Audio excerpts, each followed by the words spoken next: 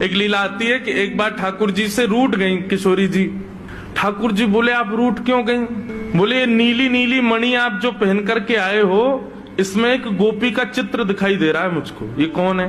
हमसे हूँ रूप गुण सुंदर, ये तो हमसे भी ज्यादा सुंदर है। इसके नेत्र तो देखो कितने प्यारे नेत्र हैं इसके। ठाकुर जी की मणि देख करके श्री जी कह रही हैं, इसकी मुस्कान तो देखो, पता नहीं कहां से तुम्हारे चक्कर में पड़ गई काले कलूटे, ये देखो कितनी प्यारी है।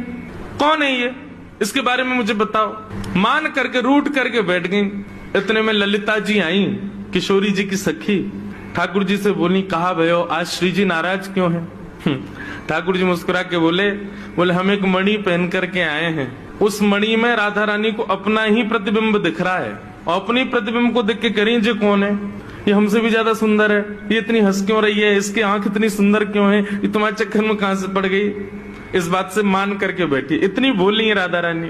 तो राधा रानी मान करती हैं, पर एक दिन किशोरी जी ठाकुर जी से बोली कि आज आप मान करो। ठाकुर जी बोले नहीं आप ही करो, हमसे मत करवाओ। श्री जी बोली नहीं आप रोज मनाते हो हमको, हम आज मनाएंगी आपको, आप मान करो। ठाकुर जी बोले रहने दो ना, आप बड़ी कोमल हो, कहां तक मनाओगी हमको? नहीं नहीं नहीं हम मनाएंगी आपको, आप मान करो। ठाकुर जी बोले देख लो हम कर लेंगे। फिर बोले नहीं करो। सोई ठाकुर जी ने मान कर लिया। ठाकुर जी रूठ के बैठ गए श्री जी से। अब श्री जी ठाकुर जी को मना रहे हैं। कभी ठाकुर जी की मनपसंद वस्तु बना के लावे, कभी ठाकुर जी का मनपसंद राग गा के सुनावे, कभी ठाकुर जी को नृत्य करके दिखावे, कभी ठाकुर जी के सामने उनका मनपसंद श्रृंगार करके आवे। सब प्रकार से श्री जी ने मनाने का प्रयास किया, लेकिन ठाकुर जी नहीं माने।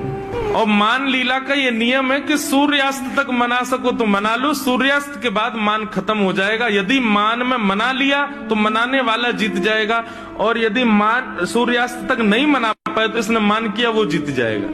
कैसा प्रेम है। सूर्यास्त हो गया महाराज। सूर्यास्त होके श्री जी आके बगल में बैठ गए। बोले ठीक है हम हार गए, अब मान छोड़ दो।